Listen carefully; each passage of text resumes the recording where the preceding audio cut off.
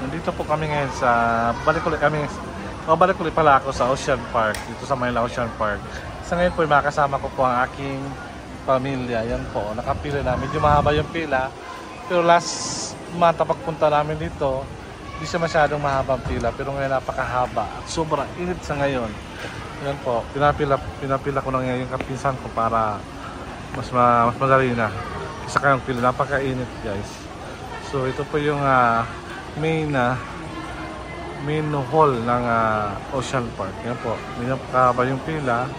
Kasi last month ba pumunta kami dito. Hindi masyado kasi maaga kami lang ngayon nauna eh. Siguro mga 9 o'clock in the morning siguro kami pumunta dito. Kaya yun ganyan. Yan po yung aking mag-ina. Sila po yan.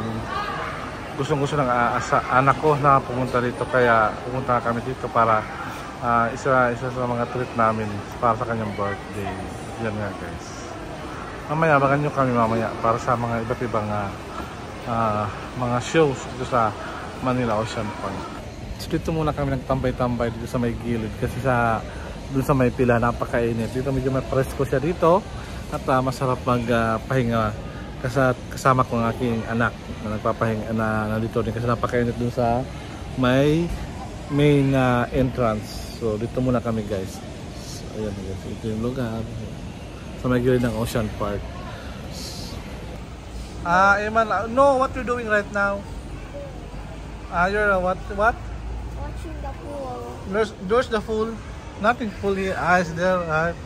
Yeah, it's water from inside the aquarium. Yan.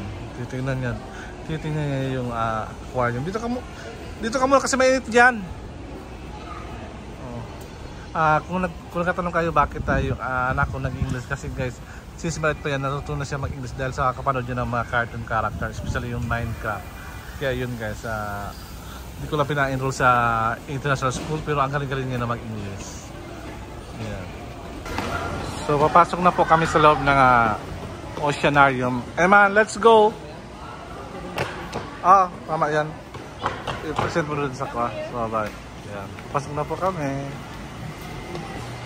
Ma-excited na itong tatlong kasama ko kasi first time nila dito pumasok. Lalo na si Christian. First time mo dito? Yes. Ayan. Kaya first time na yan. Tapos yung aking anak yun, excited na siya. Ito yung pagpasok mo, ito yung makikita mo. Dito muna kami sa Oceanarium. Yung first na pasukan namin. Ayan.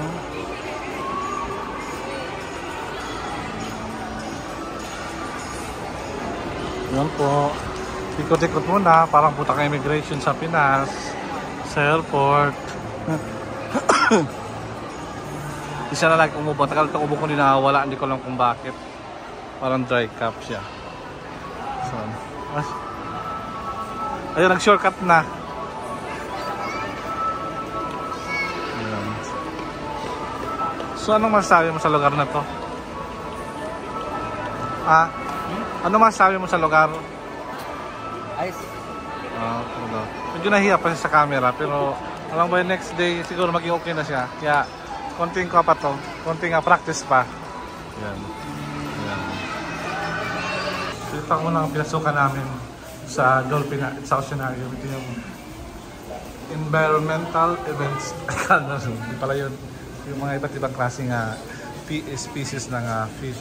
Iba't ibang uri ng isda. At yun po. Mga isang isda dyan. Mga kita.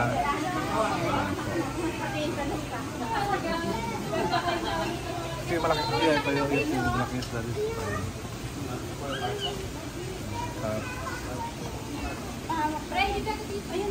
Carp, let's go. Makaya po sila dito na carp.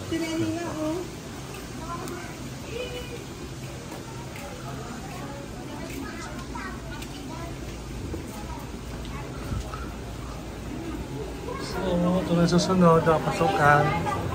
Fish koi. Yan.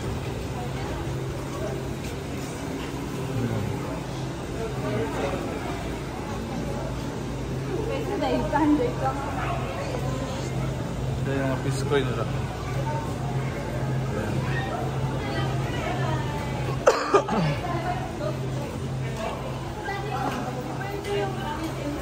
Meron din sila dito na first water angel fish. Ito po yung angel fish. Actually po, ang mahal pala dito. Gusto ko lang sabihin sa inyo na nasa 750 po bawat isa.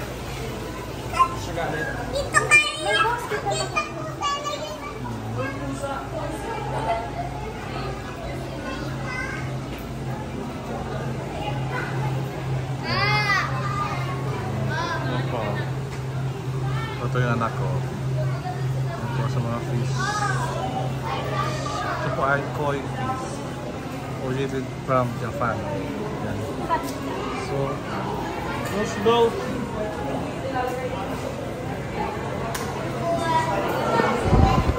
So, dito lang uri ng fish. Yan. Tapos nakapunta na ako to second time na nakapunta rito. At ngayon kasama ko ang aking pamilya. Yan. Ito na kami.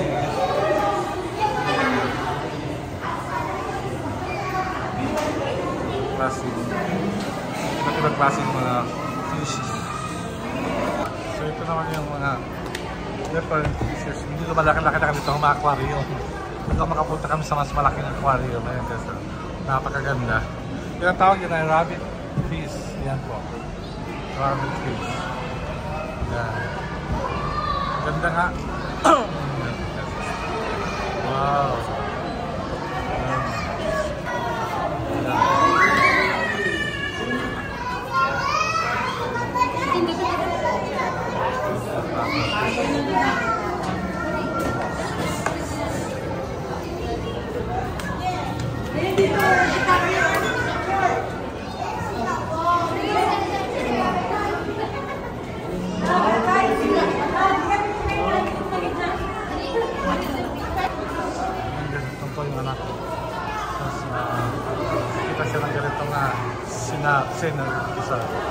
Senaryo.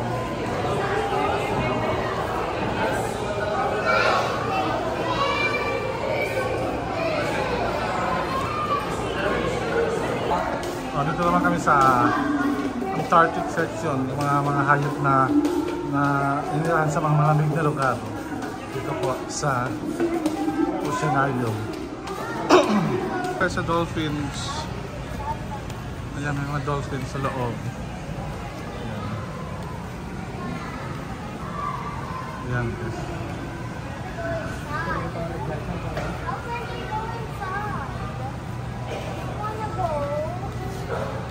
Ito tayo sa Christmas in the Philippines. Ito po yun. Napanood nyo na ito sa vlog ni Kuya ako. Pero dito sa pamilya ko. Kami naman po yung pumunta dito para masyari.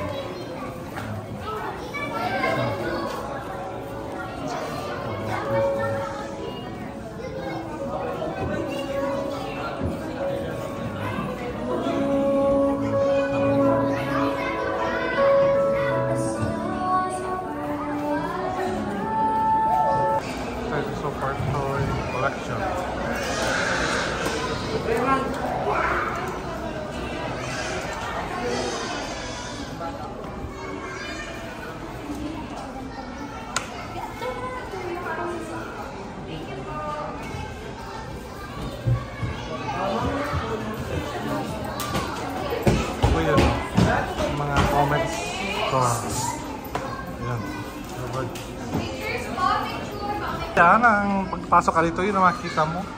Yan kali po ng UK Comic Store. Ayan, ito. Tapos telephone. Tapos pasok ka dito, yung bahay ni Superman.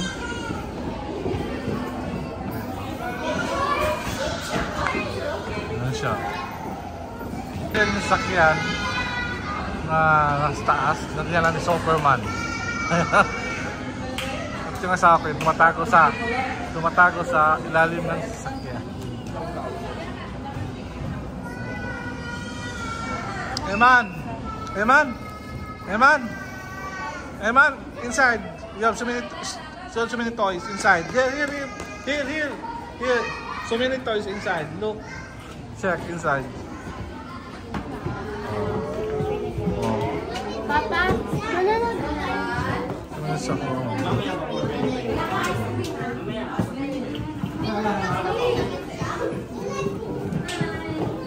See also Superman.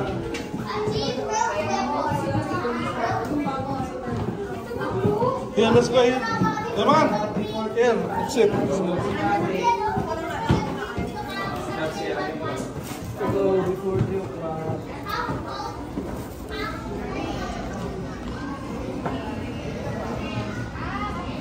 Napaka sa Jerry's Dancing Fair.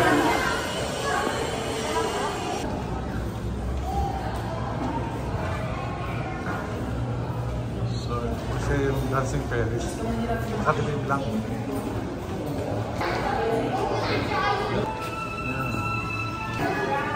Yan, nagsa-fair yung mga jellyfish. So, yan, napakalaki ahas. Pasok po tayo sa World of Creepy Crawlers. Yan.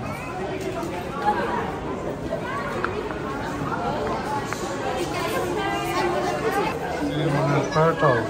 Why they have long necks? Real.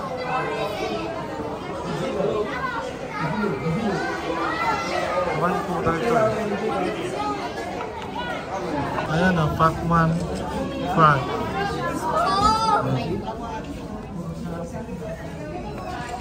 Ito naman na iguana. Iguanang malaki.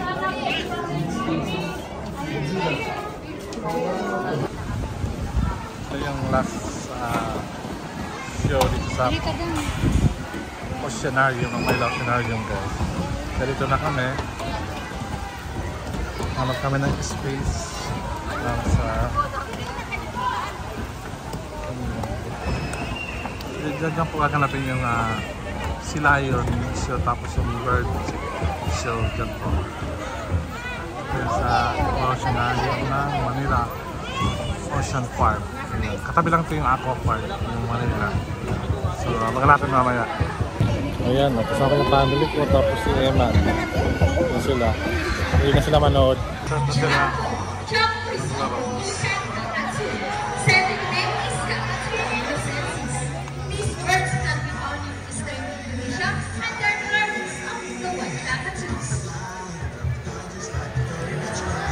There you go, the show has officially started. Round of applause for Jamo with Trainer Mark. Third, our super breasted Kakatsu. Scientific name is Kakatuwa galerita. Common inhabitants are open woodlands and forest areas along the east coast of Australia. They are fair covered and can mimic almost any sound. They typically feed on seeds, nuts, fruits such as durian, papaya, and rambutan.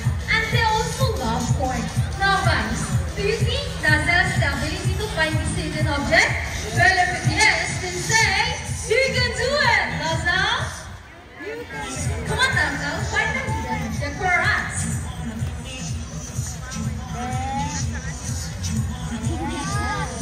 And she found it! A round of applause for Dazzle with Trainer Bird.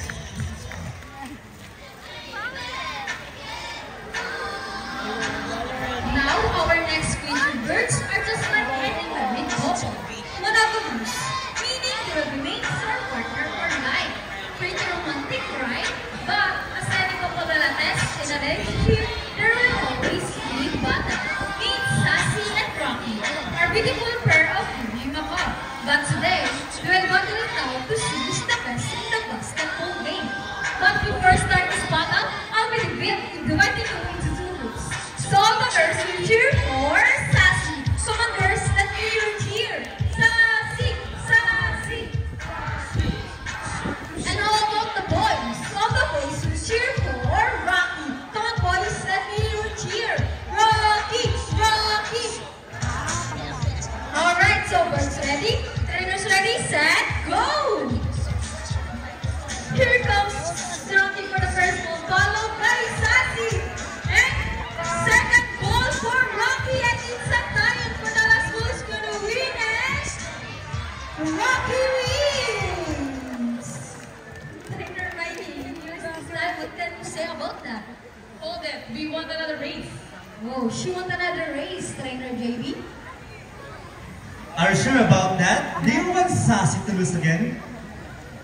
Well, this time I guarantee you that Sassy will win. So what race do you have in mind? I'm thinking about the ring race. And what's the rings? The first bird who can drop 3 rings into the pole the fastest is the winner. And that is a ring race. So, the ring race it shall be. Remember guys, boys have already 1 point and girls come on. Let's cheer Sassy to win this time. And we will do this again. And this time, our ring race. Ready, set, go! Here comes Rock for the first ring. Hey, what's happening? Sassy picking up the 3 rings at the same time. How clever is that? And the winner is Sassy.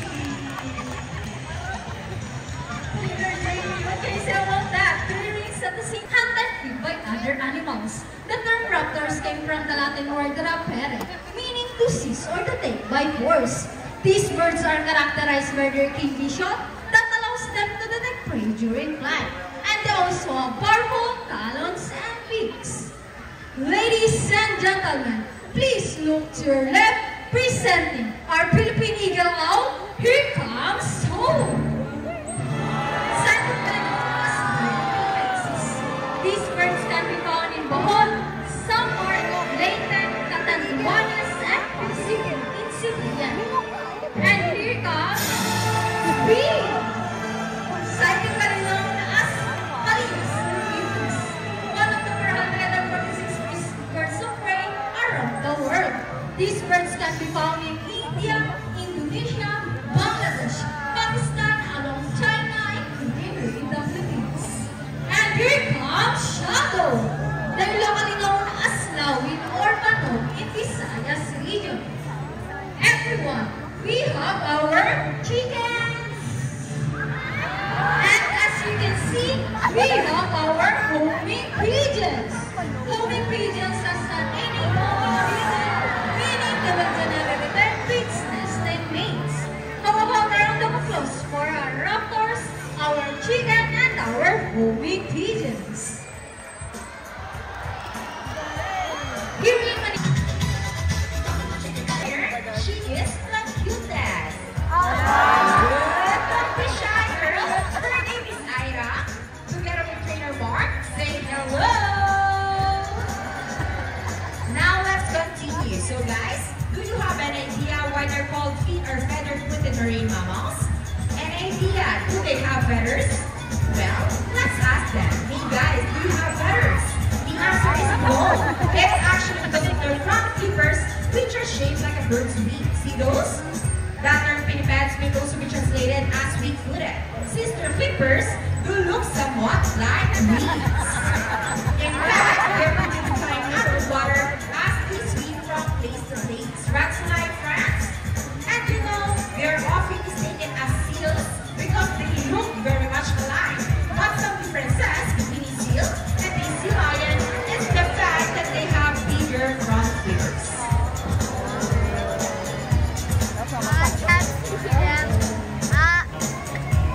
And they can also turn their back flippers, something seals cannot do. As a result, they can walk upright while on land.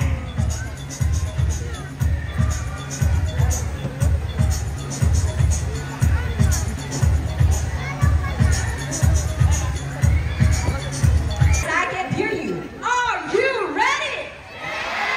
Now let's count. 1, 2, 3. Salute, everybody. Wow, thank you so much. Sea lions are also used to search and recover equipment from the water. Okay? Ready to guide you to Yan po sa aming vlog for today. Sana po niyo po yung show. Maraming salamat.